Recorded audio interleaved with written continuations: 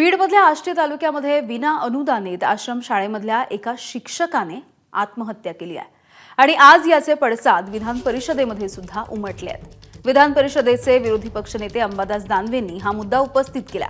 अद्यापही संस्था चालकावरती गुन्हा दाखल का झाला नाही असा सवाल सुद्धा त्यांनी विचारलाय। तर पोलिसांनी सुमोटो गुन्हा दाखल करून घ्यायला हवा अशी मागणी सुद्धा अंबादास दानवे यांनी केली आहे। धनंजय नागरगोजे या शिक्षकाची ही आत्महत्या ही हृदयाला पिळवणारी आहे।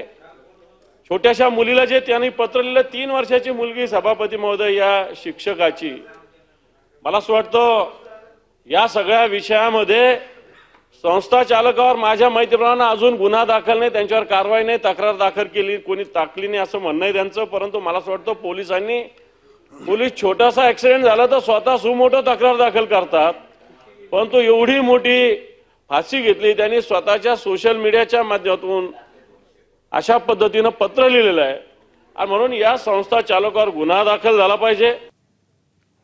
दरम्यान यावरती आता शरद पवार यांच्या राष्ट्रवादीचे आमदार रोहित पवार यांनी सुद्धा प्रतिक्रिया दिली आहे। पैसाच मिळत नाही मागून सुद्धा, तर मग या नागरगोजेंना पर्याय राहिला नाही, तिथं त्यांनी आत्महत्या केली।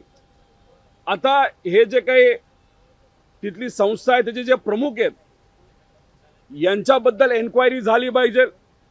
ते कोण आहेत, कसे आहेत, कोणाची संस्था आहे, कोणाच्या जवळचे, ते सगळ्या गोष्टींचा कुठेतरी अभ्यास तिथे झाला पाहिजे। पण हे जे धनंजय नागरगोजे आहेत त्यांना तिथं न्याय हा मिळालाच पाहिजे असं आमच्या सगळ्यांचं तिथं मत आहे। एबीपी माझा, उघडा डोळे बघा नीट।